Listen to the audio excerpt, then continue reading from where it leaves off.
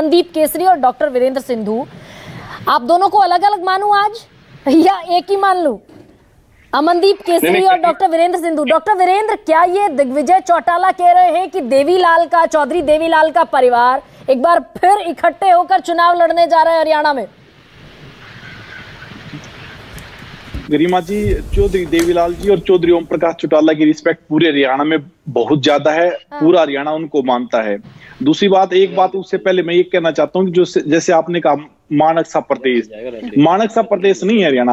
आप देखोगे ना कि मेडल देखोगे 50% हरियाणा की है, डिफेंस देखोगे 10% से ज्यादा हरियाणा के नेवी में, आर्मी में, एयरफोर्स में है। और आप जीएसटी देखोगे, जो कलेक्शन है हरियाणा का, वो बाकी 50% राज्यों से ज्यादा कंट्रीब्यूशन जीएसटी रेवेन्यू कलेक्शन में हरियाणा देता है। और आपने आंदोलन देखे, चाहे किसान आंदोलन देखा हो, चाहे खिलाड़ियों का आंदोलन देखा हो, जो लड़ाई लड़ते हैं देश की, लोकतंत्र की, हरियाणा के लोग ही लड़ते हैं। बिल्कुल, ये सारी चीजें दुरुस्त है डॉक्टर। दूसरी बात जरा सा है, 90 सीटें हैं कुल, 90 सीटें, लेकिन बदलाव कर 90 सीटें हैं, लेकिन राजनीतिक रूप से एक नकेल कस के रखते हैं राष्ट्रीय राजनीति में, हरियाणा की राजनीति में। जितने जागरूक हरियाणा के लोग हैं, इतने जागरूक, इतने सचेत शायद ही कोई लोग किसी और प्रदेश की इतने राजनीति में रुचि लेते हो। दूसरी बात जो सबसे इंपॉर्टेंट है, अभी कह रहे थे कि देखिए भारतीय जनता पार्टी का कितना बुरा हाल है कि उन्होंने पहले मुख्यमंत्री बदला, अब मुख्यमंत्री ने सीट बदली, सीट बदलने के बाद उन्होंने इलेक्शन की डेट भी बदलवाई, उसके बाद इन्होंने विधायकों की भी जगह बदले, लेकिन उसके बावजूद भी इतने बुरे हाल भारतीय जनता पार्टी के आज के दिन है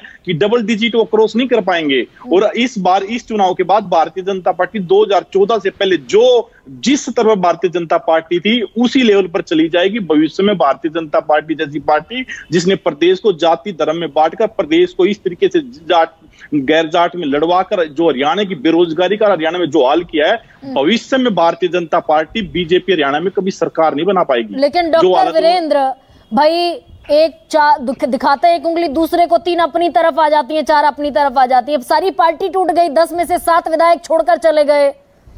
देखिए, और दुष्यंत जी की माताजी जहां से लड़ी अपनी सीट से, अपने गढ़ से, उसमें सारी जगह जमानत जब्त हो गई।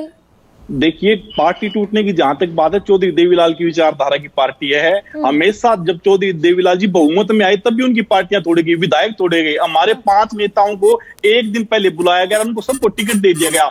किस तरीके के हालात भारतीय जनता पार्टी के, आप सोचिए कि वो नेता पैदा ही नहीं कर पाते। और ये जितने लोग भी गए हैं हमारे, ये वो नेता हैं जो हमने पैदा किए। पहली बार अगर इनको विधानसभा में किसी ने पूछाया तो हमने पूछाया। तो वो हवा का रुख भाप कर चले गए ना डॉक्टर वीरेंद्र? चले गए और पैदा करेंगे। भाई, हवा का जमीन पर रुख दिखा उन्हें कि जेजेपी के पक्ष में माहौल नहीं है, जाट नाराज है वैसे भी आपसे, बीजेपी के साथ गठबंधन कर लिया आपने, उन्हीं के खिलाफ चुनाव लड़े। हवा का रूप नापते तो बीजेपी की तरफ थोड़ी जाते। जो पार्टी हरियाणा में आगे बिल्कुल खत्म होने वाली उसके साथ थोड़ी जाएंगे। एक 35 साल का युवा दुष्यंत चौटाला, जो सबसे युवा सांसद बने, सबसे युवा उप मुख्यमंत्री हरियाणा के बने, जो हरियाणा के लिए लड़ रहे हैं, ताऊ देवीलाल जी की विचारधारा को आगे लेके चल रहे हैं, रुख अपनाते तो इन्हीं के साथ रहते। जेजेपी में रहते वो तो अपने आप को खत्म कर चुके बैठे हैं। लेकिन माताजी को, भाई इतनी बड़ी लेगेसी को लेकर चल रहे हैं दुष्यंत चौटाला, अपनी माताजी को चुनाव जितवा देते, नहीं जीत पाए ना।